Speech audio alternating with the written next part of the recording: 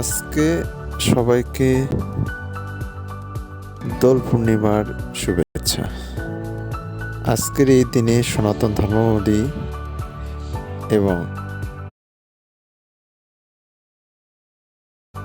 হিন্দুরা বিশ্বাস করেন যে শ্রীকৃষ্ণ এবং রাধা এই মর্তে রং দিয়ে হোলি খেলছিলেন। সেই হোলি কীর্তন শোনার জন্য আজকে আমরা চলে যাচ্ছি সরকারতারি গাইবান্ধা এবং সেখানে গিয়ে আমরা দেখব যে হোলি কীর্তন কেমন হয়, কিভাবে হয়, তথ্য উক্তি কিভাবে খণ্ডন হয়, এই হোলি খেলায় আমরা দেখতে পারব। তো চলেন সবাই, আমরা যাচ্ছি। আমাদের যাত্রা পথে আপনাদের সাথে কিছু দৃশ্য দেখাই এবং আমরা সরাসরি সেই হোলি কীর্তন শোনার জন্য সেই প্রাঙ্গণে গিয়ে আপনাদের সরাসরি কিছু জিনিস ভিডিও আকারে আপনাদের দেখানো হবে।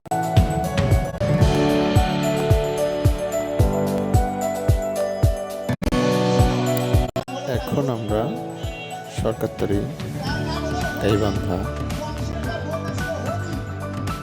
হোলি কীর্তন প্রাঙ্গণে উপস্থিত হইলাম। এখানে হয়ে আমরা হোলি কীর্তন শ্রবণ করব, আপনারাও শ্রবণ করবেন। হরে কৃষ্ণ। তার সম্মতি যখন আনতে পারলো না, তখন কি করলো? কংস হোলিকে বললো, যেমন আমি আমার এই পুত্রকে আমার পথে আনতে পারলাম।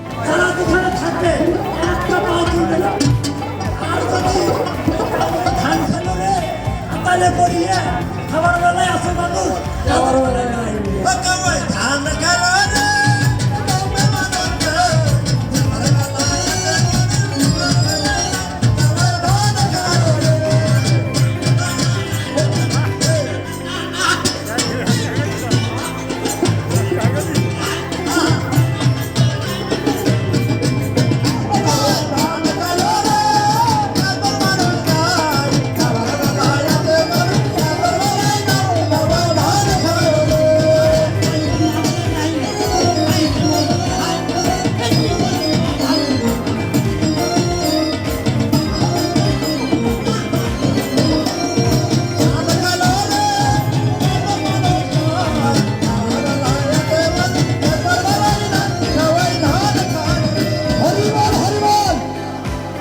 কিন্তু কোনো তথ্য শুনবেন না।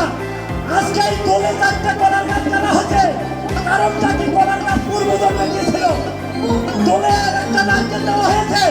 নারকেলের কোন সংখ্যার কারণে নারকেল করে দেওয়া হয়েছে? শুনিবেন এই সমস্ত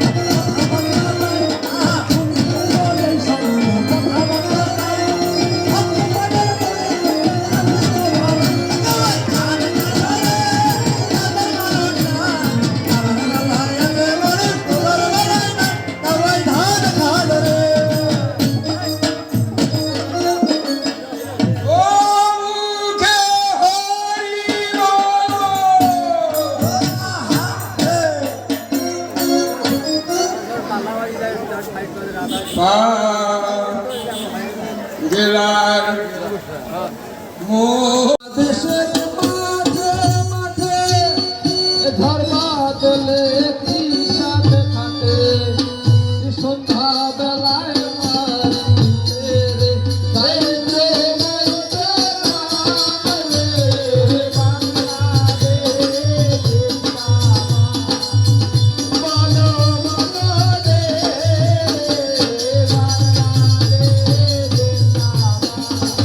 বলো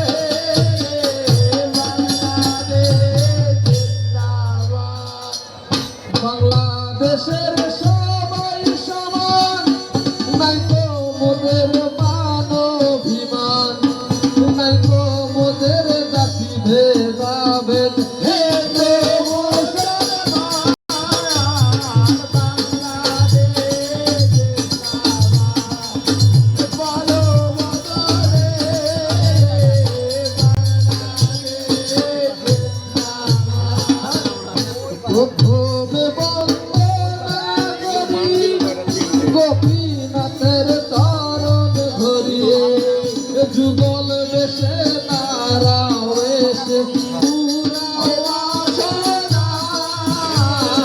বাসনা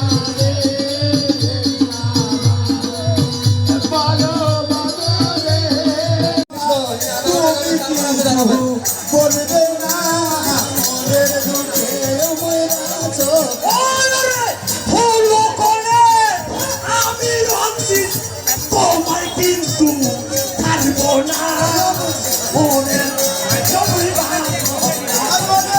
আমার শাস্ত্রে যা হয় আছে ভুলে বললাম সবতে হরিবল হরিবল একটু দাঁড়াবেন ভাই প্রহ্লাদকে নিক্ষেপ করে নাই ওই হুলিকা সহ নিজে হুলিকা আগ্নের মধ্যে ঝাঁপ পাচ্ছে কারণ হুলিকার আশীর্বাদ ছিল যে হুলিকা কোনোদিন আগুনে দগ্ধ হবে না সেই জন্য হুলিকা কি করেছে প্রহ্লাদ ছিল হরিভক্ত সেই হরিভক্তকে নিয়ে আগুনের মধ্যে প্রবেশ করছে কিন্তু হুলিকা পুরা মধ্যে প্রহ্লাদ পুরা যায়নি এই আচ্ছা সমস্ত এটা একটু শোন। জানেন না